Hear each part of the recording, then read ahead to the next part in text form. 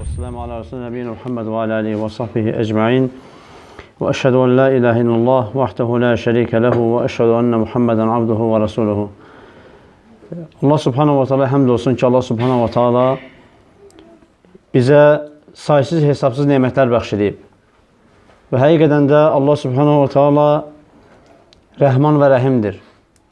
Biz insanların asiliklərinin çoxluğuna baxmayaraq, günahlarının çoxluğuna baxmayaraq, Allah subhanahu wa ta'ala da yenə də bizə rəhm edir və öz nemətlərini bizə bəxş etməkdə davam edir. Və həqiqətən də bu vəziyyəti dərk eləyən yalnız müsəlman ola bilər. Bu vəziyyəti dərk eləyən yalnız mömin ola bilər. Yəni, insanın özünün günahkar olmasını etiraf etməsi, özünün təqsirkar olmasını etiraf etməsi və bu etirafdan sonra Allah subhanahu wa ta'alaya tərəf addım atması, öz əməllərini islah etməsi bu yalnız möminə, müsəlmana xas olan xüsusiyyətdir. Və hər bir müsəlman özünün gündəlik həyatından ibrət dərsi çıxarmalıdır. Hər bir müsəlman özünün həkimi olmalıdır. Hər bir müsəlman axşam başını yastığa qoyanda, yatmaq istəyəndə özünün etdikləri haqqında fikirləşməlidir bir anlıq. Mən bu gün ərzində nə etmişəm? Hansı günah etmişəm? Hansı savab etmişəm? Və hansı savabdan məhrum olmuşam? Və hansı günahdan qaça bilərdim? Ondan qaçmamışam. Hansı yaxşı iş görməyi fürsətim var idi?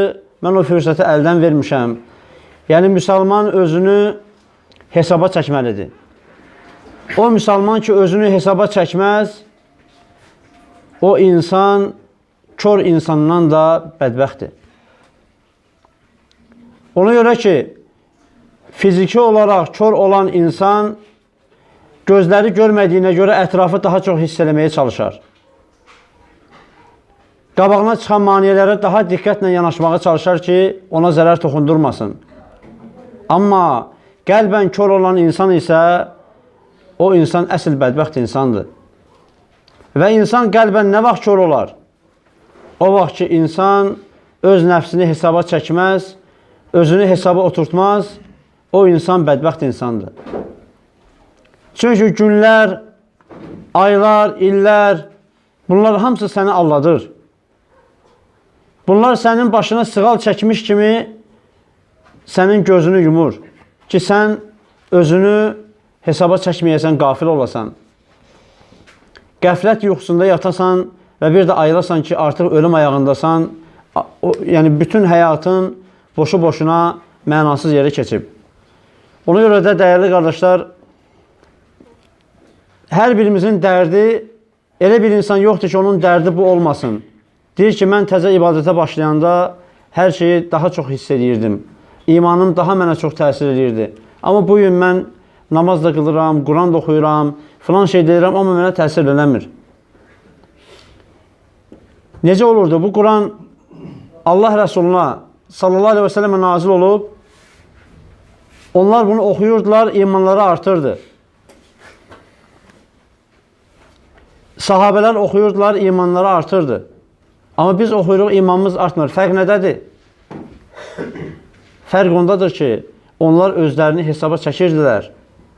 Biz isə özümüzü hesaba çəkmirik. Biz sanki cənnəti qazanmış kimi o qədər arxayın gəzirik. Mən namaz qılıram deyib, insanların hamısına gözdən yuxarıdan aşağı baxırıq. Mən zahirən sünnəyə əməl edirəm deyib, başımızı dik tutub, cəmaatın içindən ağır zirehli texnika kimi keçirik. Bu faktdır, bu reallıqdır. Amma belə olmaz. Bar verən ağac həmişə başını aşağı əyməlidir.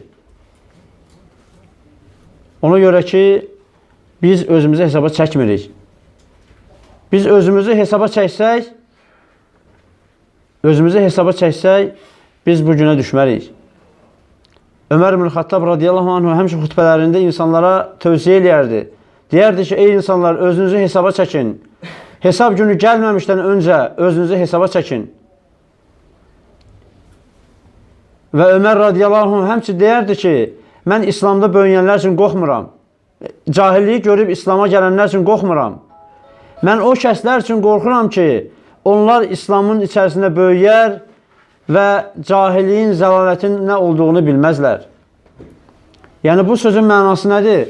O insanlar özlərini hesaba çəkmək üçün bir tərəziləri olmaz. O insanlar bədbəxt olarlar, əgər onların o tərəzisi yoxdursa. Və biz əgər özümüzü hesaba çəksək, vallahi oxuduğumuz Qurandan hər bir söz, hər bir kəlmə, hətta əliflə, mim oxusan belə, o sənin imanına təsir eləyər.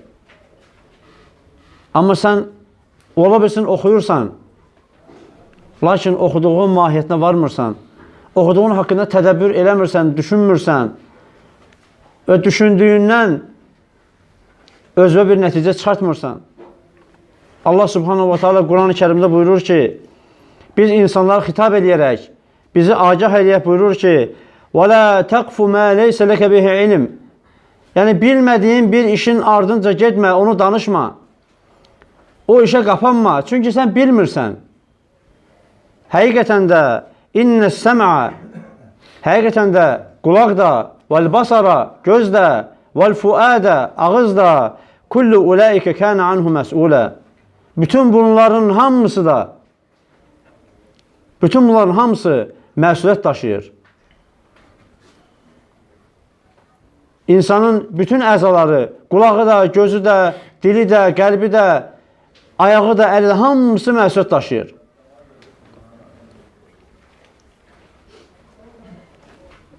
Nə vaxt məsuliyyət daşıyır? O insana görə məsuliyyət daşıyır ki, o insan özünü idarə edə bilir, özünə hakim ola bilir. O insan ki, özünə hakim olmaz, özünü idarə etməz, o insana bu ayənin ona faydası olmaz. Çünki qulaq gündə 1000 söz eşidər, göz 1000 şey görər, dil çox şey danışar, qəlb çox şey bağlanar. Yəni, bütün əzalar bu cürdür. Bunları ram etmək üçün nə etmək lazımdır? Bunların ram etmək üçün insan özünün üzərində nəzarəti ələ almalıdır.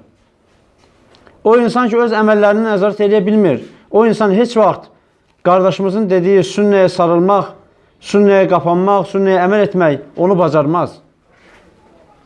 Çünki sünnəyə qapanmaq sadəcə zahirən libasını və simasını dəyişməklə deyil. Sən sünnəni birinci qəlbində oyatmalısan.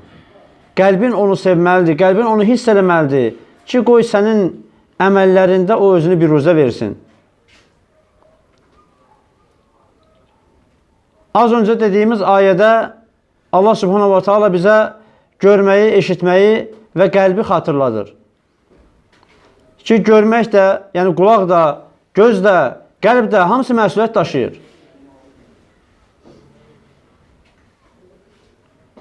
Nə üçün Allah subhanahu wa ta'ala bizə, bunların hamısı hissiyyat orqanlarıdır. Gözdür, qulaqdır və qəlbdir. Bunlar nədir? Bunlar hissiyyat orqanlarıdır. İnsan bunlarla hiss edir ətrafını. Və insanın bu əzalarına görə məsuliyyəti böyükdür. Və Peyğəmbərimizin sallallahu aleyhi və səlləmin hədisində deyilir ki, müsəlman o kimsədir ki, mən səliməl muslimun min lisanihi və yedihi. Əsl müsəlman o kimsədir ki, müsəlmanlar, yəni ətrafında olan başqa müsəlmanlar onun dilindən və əlindən ziyan görməzlər. Onun dilindən və əlindən ziyan görməzlər, yəni salamat olarlar. Müsəlmanın xüsusiyyəti budur. Lakin müsəlman, bugünkü gündə biz bu hədisi kiməsə deyəndə ki, qardaş, sən qardaşın haqqına girmə, qardaşın haqqında bilmədiyin şeyi danışma, zənnlə, gümanla, dedikodu ilə filan şey ittiham eləmə. Görürsən ki, hər istəyir ki, kitabdan kitaba keçirib özünü haqlı çıxartsın. Belə olan halda sünnənin sənə heç bir faydası olmayacaq. Belə olan halda Quranın sənə heç bir faydası olmayacaq. Çünki sən özün bir axşam başını yastığa qoyanda, o dinc vaxtında, sakit vaxtında özünü hesaba çəkmirsən. Özünü hesaba çəksən ki, mən axı bugün mənə Peyğəmbər s.ə.v hədisini dedilər. Yəni, Peyğəmbər s.ə.v hədisini demək nə deməkdir? Elə bil ki, Peyğəmbər s.ə.v o hədisi sənin özünə deyib. Bu deməkdir. Onu çatdıran insana baxma sən, o kəlamın kimin kəlamı olduğuna bax. O kəlamın kimin kəlamıdırsa, sən ona hörmət qoymalısan, ona ehtiram göstərməlisən. Allah subhanahu wa ta'ala Peyğəmbər s.ə.v-in huzurunda səsini uzatmağı qadağan edib. Səsini uzatmağı, yəni Peyğəmbər s.ə.v oturub, sən biraz Peyğəmbər s.ə.v-in danışdığı səs tonundan yüksək danışırsan. Bunu Allah subhanahu wa ta'ala haram edib möminləri, qadağan edib. Ki, qaldırmayın səsinizi Peyğəmbərin huzurunda. O ki, qaldırsan Peyğəmbər s.ə.v hədisindən üz çevirirsən. Peyğəmbər s.ə.v hədisi sənə deyilir, hədisin mənası gətirdiyi, tələb elədiyi əhkamları aydındır, göz qabağındadır. Lakin sən buna məhəl qoymursan. Sən Peyğəmbər s.ə.v-in dediyi sözə üzərinə söz qoyub, fikir gətirib, fikir qoyursan. Ona görə sahabələrdən İbn Abbas radiyallahu anhuma gəlib o insanlara Peyğəmbər s.ə.v-in sünnəsi ilə vəz eləyəndə, sünnəni onlara xatırladanda, orada olan bəzi insanlar deyirlər ki, bəs axı Əbbəkir belə eləyirdi, Ömər belə eləyirdi. İbn Abbas radiyallahu anh deyir ki, mən deyir, qorxuram ki, sizin üzərinizə səmadan daş yağar. Mən deyirəm, Allah və Rasulü belə deyib, siz deyirsiniz ki, Ömər belə deyib, Əbbəkir belə deyib. Ona görə demirdi İbn Abbas ki, o Əbbəkirə və ya Ömərə radiyallahu anhumaya qiymət vermirdi. Xeyr. O əksinə onlara ən böyük qiyməti verirdi. Çünki o deyirdi ki, məsum olan bu iki mənbədir. Allahın kitabıdır və Peyğəmbər s.ə.v-in sünnəsidir. Onlardan ucası yoxdur. Bu, hər birimiz üçün başımızın tacıdır. Həqiqətdə də tac olmalıdır. Dildə yox. İbn Abbas da bunu tələb edirdi insanlardan ki, onlar Allah və Rəsulunun buyurduğunun qarşısında başqa dolanbaclı bir şeylər qoymasınlar. Ona görə də, dəyərli qardaşlar, dinimiz asandır. Dinimiz asandır. Rahatdır, aydındır. Lakin biz insanlar onu çalışıb, hərləyib, fırlayıb, dolanbac yollara salıb çətinləşdirməyə çalışırıq.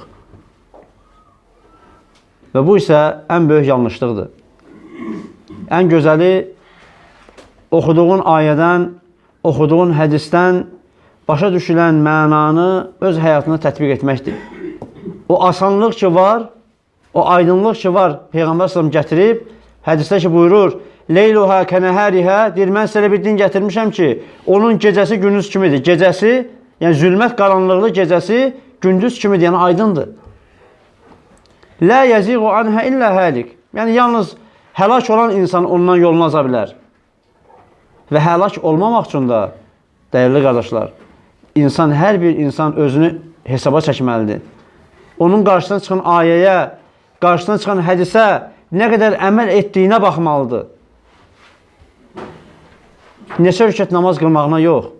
Ki, mən 15 rükət namaz qılmışam, 20 rükət qılmışam, 50 rükət qılmışam, mən yoluma aza bilmərəm. Xeyr. İnsan o iki mənbəyə, Qurana və sünnəyə bağlılığına verdiyi dəyərə uyğun özünü qiymətləndirməlidir. Və o insan həqiqətən də dəyərli olacaq və hətta bütün insanlar ona dəyərsizlik versələr belə, o yenə də dəyərli olacaqdır. Və bu, tarix buna şahiddir. Elə alimlər olub ki, onun cənazəsini bastırmağa insan tapılmayıb. İmam Təbəri rəhməhullahın deyilənə görə, tarixdə yazana görə bastırmağa insan tapılmayıb. Cənazəsini götürməyə insan tapılmayıb. Amma İmam Təbərin elmi bugün hər bir müsəlmanın ailəsində, elm olan ailədə onun elmi yaşayır. Onun yazdığı təfsir kitabı, təfsir kitablarının tacıdır. Onun tarixi müsəlmanların bütün tarixini işıqlandırır. Yəni Allah subhanahu wa ta'ala onu ucaldıb deyə, insanlar ona qiymət verməsələr də, Allah subhanahu wa ta'ala onu ucaldıb. Ona görə də insan gərək öz nəfsinə hakim olmağı bacarsın və nəfsini hesaba çəksin və vallahi ki, çıxış yolu, qurtuluş yalnız bundadır. Allah subhanahu wa ta'ala bizi sabit etsin, Allah subhanahu wa ta'ala bizi haqqı bilib, onu itaat edənlərdən etsin. Və Allah subhanahu wa ta'ala bizi qardaşlarımızın, müsəlmanların haqqını qoruyan, müdafiə edən, onlara həmişə baş ucalığı gətirən qardaşlardan etsin. Və Allah subhanahu wa ta'ala bu məclisi təşkil edən qardaşların malına bərəkət versin. Və Allah subhanahu wa ta'ala onların övladlarını əməl salih etsin. Və Allah subhanahu wa ta'ala bizim hər birimizi xeyri müvəffəq etsin. Subhanallah.